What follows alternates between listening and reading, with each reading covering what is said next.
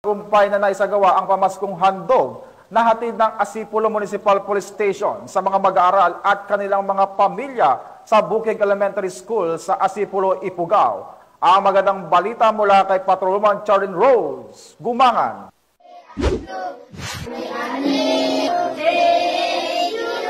Matagumpay na isinagawa ang pamaskong handog sa Bukig Elementary School sa Barangay Kamandag, Asipulo, Ifugao nito lamang Disyembre 2024. Ang aktibidad ay inisyatibo ng Asipulo Municipal Police Station sa pamumuno ni Police Lieutenant Romel Bayauna, Officer in Charge. Bilang bahagi ng programa, hindi bababa sa 28 benepisyaryo, kabilang ang mga mag-aaral at kanilang pamilya ang natanggap ng mga regalo tulad ng gamit sa eskwela, lunchbox na may tumbler, payong, tsinelas at damit bilang maagang pamasko. Ang aktibidad ay naglalayong magbigay ng suporta at saya sa komunidad ngayong Kapaskuhan. Ayon kay Police Senior Master Sergeant Noemi Tayaban, ang programa ay bahagi ng Philippine National Police na layunin tumulong sa mga barangay na kabilang sa Enhanced Local Community Armed Conflict o ELCAC. Ipinaliwanag niya na ito ay isang patuloy na programa na layong abutin ang lahat ng ELCAC barangay sa bayan ng Asipulo. Nagpahayag ng pasasalamat ang mga guro at magulang ng Bukig Elementary School sa natanggap na tulong mula sa PNP.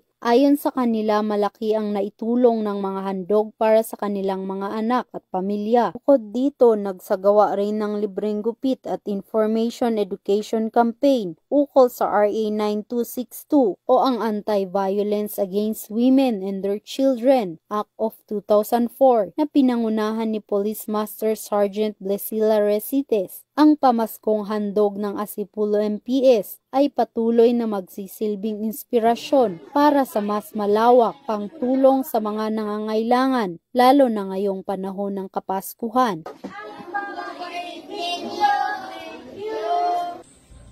Mula dito sa Asipulo, Ifugao, ako ang iyong PNN correspondent, Patrolwoman Charlene Rose Gumangan, alagad ng batas, tagataguyod ng Balitang Pulis.